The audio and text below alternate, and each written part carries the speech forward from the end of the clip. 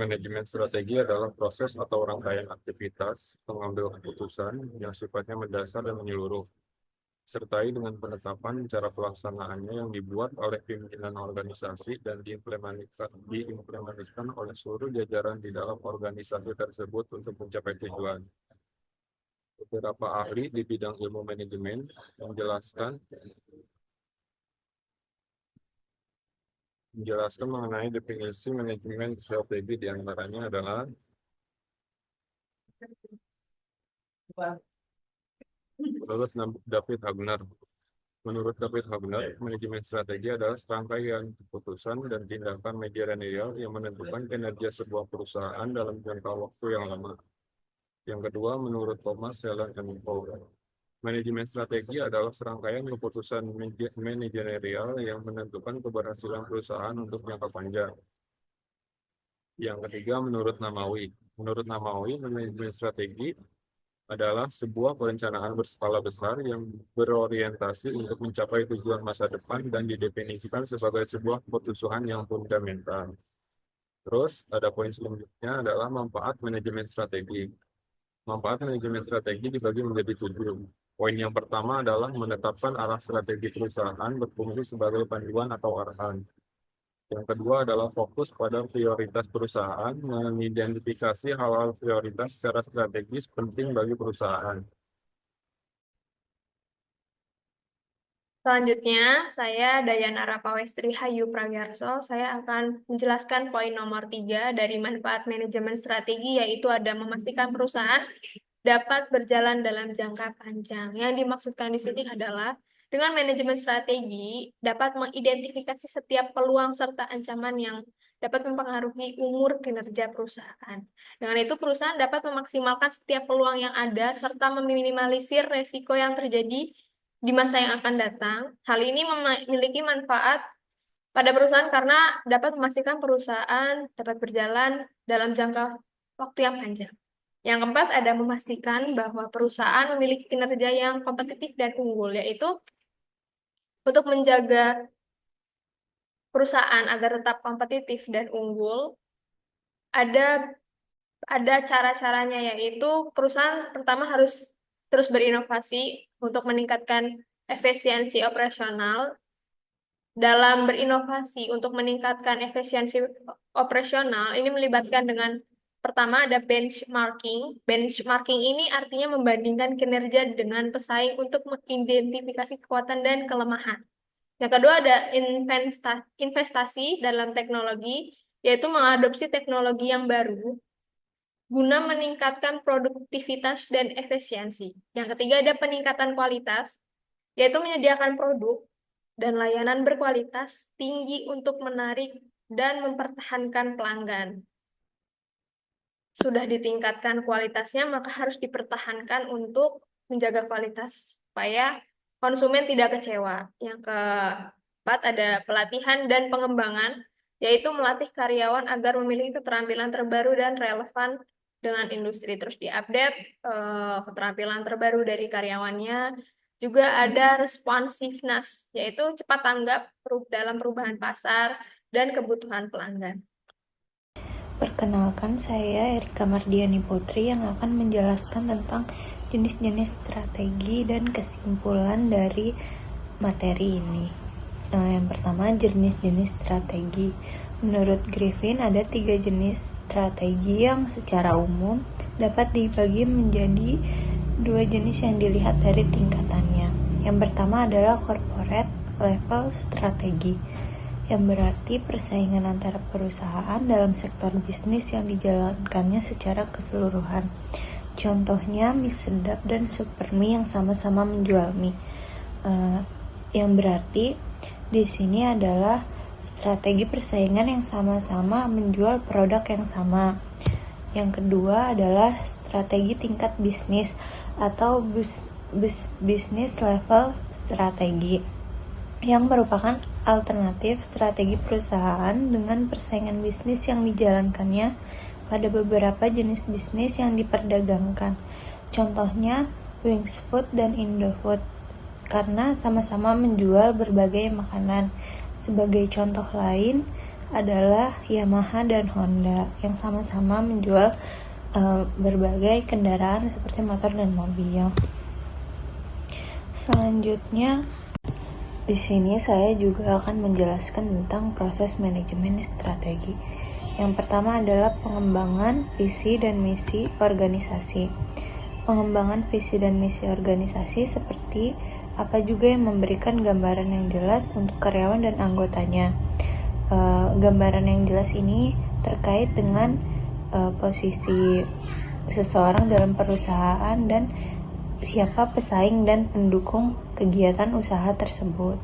Yang kedua adalah penetapan tujuan organisasi. Kenapa? Karena dalam perjalanan menuju keberhasilan, sebuah organisasi harus melalui serangkaian langkah yang terstruktur yang disebut sebagai manajemen strategi. Proses ini bukan hanya sekedar penentuan arah, tetapi juga jalan yang jelas tentang apa yang harus dicapai oleh perusahaan tersebut.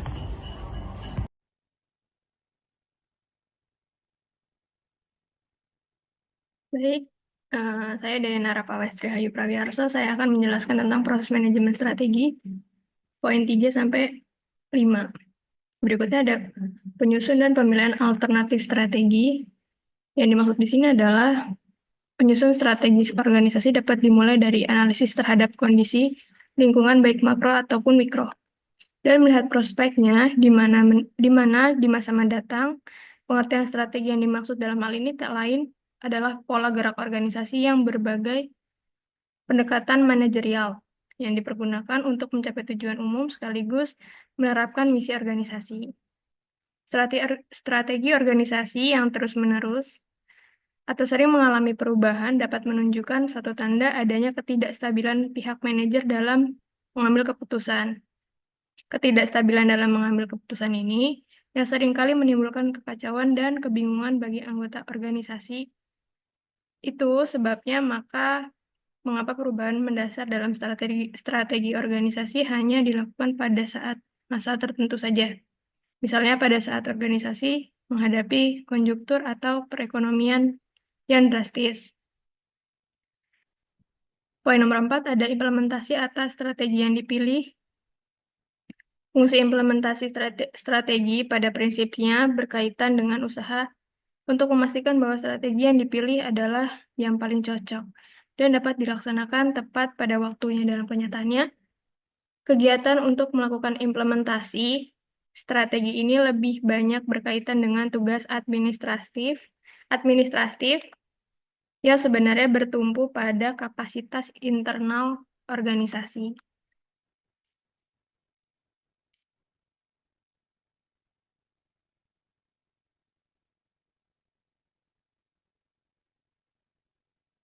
Berikutnya, ada evaluasi kinerja, review situasi, dan tindakan koreksi.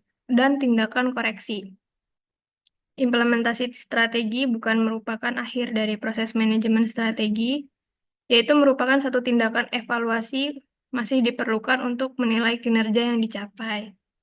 Namun, seringkali terjadi bahwa kinerja yang dicapai belum atau bahkan tidak sesuai dengan yang ditargetkan.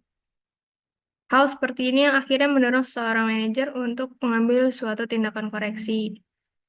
Terlebih lagi juga tren globalisasi bisnis yang kian berkembang khususnya dalam kurun waktu 5 tahun terakhir pada perubahnya orientasi dan arah jangka panjang yang ingin dicapai. Kemudian, visi manajemen tentang organisasi akan diperluas untuk disesuaikan dengan perubahan lingkungan yang ada.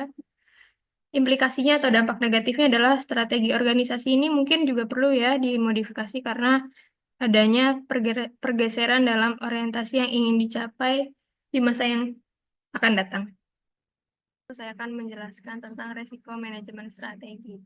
Di poin pertama ada waktu yang digunakan manajer untuk proses manajemen strategi dapat menimbulkan dampak negatif atas tanggung jawab operasional mereka. Yang dimaksudkan di sini adalah jika para manajer tidak menyediakan waktu untuk memenuhi tanggung jawab mereka dalam menyusun strategi manajemen untuk perusahaan, maka menimbulkan banyak rangkaian dampak negatif seperti kelalaian atau ada kasus yang tidak teratasi, seperti itu. Yang kedua, ada menggalakkan tanggung jawab individual atas keputusan yang diambil. Yang dimaksudkan di sini adalah jika para perumus strategi tidak terlibat secara dekat dalam implementasinya atau tidak langsung turun ke lapangan, mereka mungkin menggalakkan tanggung jawab individual atas keputusan yang diambil. Jadi para manajer strategik harus mampu membatasi janji-janji kinerja yang diwujudkan dan mewujudkan sesuai dengan aktual yang dilakukan. Yang dimaksudkan di sini adalah jangan menimbulkan janji-janji yang hanya omong kosong. Yang ketiga, ada mampu mengantisipasi dan menanggapi kekecewaan para bawahan yang berpartisipasi atas harapan-harapan menjadi kenyataan. Yang dimaksud di sini adalah jika para manajer strategik harus mampu mengantisipasi dalam menanggapi kekecewaan para bawahan adalah mungkin saja dalam formulasi strategi yang menghasilkan persetujuan atas usulan mereka akan dikenakan imbalan seperti kenaikan gaji atau rewards tertentu. Mereka mungkin berharap masukan mereka juga dipertimbangkan dalam keputusan lain. Membuat para manajer menjadi peka terhadap kemungkinan konsekuensi negatif dan menyiapkan mereka dengan cara yang lebih efektif untuk meminimalkan konsekuensi tersebut. Seperti itu. Cukup sekian, terima kasih.